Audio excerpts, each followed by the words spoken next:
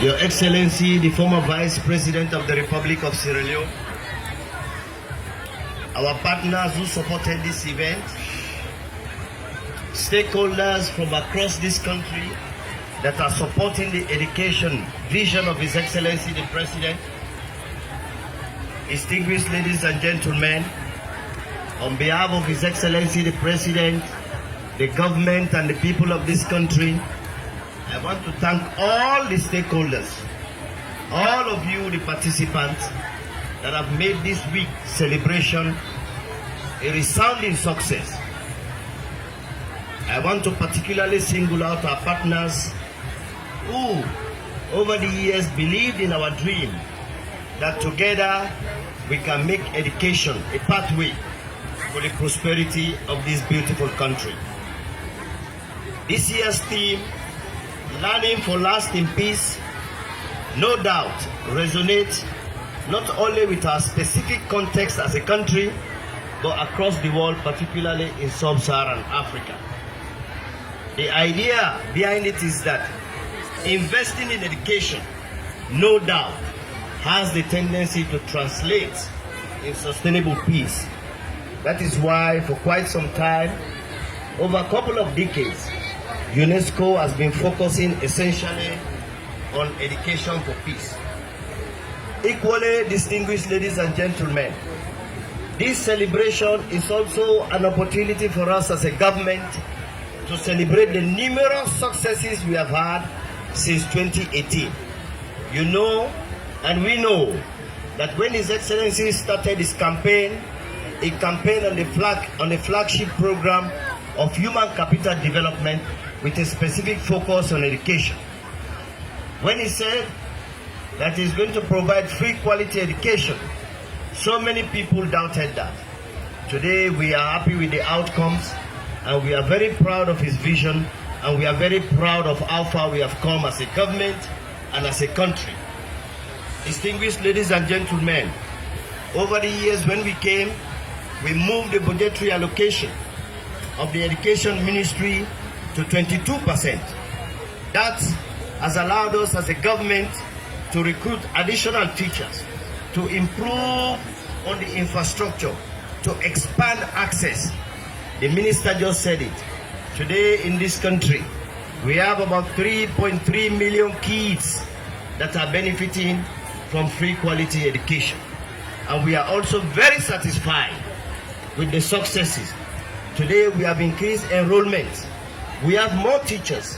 We have improved conditions of service for teachers.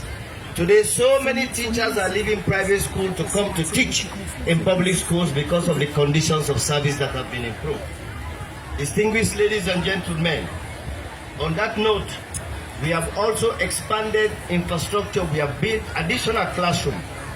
Today, the number of Sierra Leonean kids that are passing public exam has no doubt increased. It has increased tremendously. Last year alone, about 137,000 Sierra Leonean kids passed WASC exam. Last year alone. That is in itself is a big success for the free quality education. Distinguished ladies and gentlemen, we cannot only celebrate the successes we have made in education. As a government, we also want to acknowledge the several challenges that we continue to face and how we are going to position ourselves as a government to meet those challenges. The first challenge is meeting the expectations of no one should be left behind. Since we roll out the free quality education, so many kids, so many young people in Sierra Leone have seen the promising part of education. Now the demand to go to school, the demand to get back to school, and the demand to stay in school has increased. As a government, we are also trying our level best to meet that expectation. It is not easy for a country over just 5 years that have increased enrollment in school by over 20%. We are trying to meet. That is a big challenge for us as a government, to meet that expectation, to ensure that no one is left behind. Equally, we are also coping with the expanding demand for teachers and infrastructure. When the bishop, the father was praying here, he prayed for teachers that had PIN code and those teachers that do not still have PIN code. We are mindful. The demand has increased. We are doing our best, and we are progressively going to make sure that we get more teachers to secure PIN code, and we get more teachers to the public schools, particularly science teacher. That is a commitment we are going to make as a government. Another challenge that we want to acknowledge as a government is what I will call the weak supervision role of particular stakeholders. You see, people normally talk about quality. Quality has got both a demand and a supply side. As a government, we are doing our best to provide good learning environment. We are paying for books. We are paying for teachers. We are providing training for teachers. We are trying to improve the quality output of teachers. We are buying textbooks.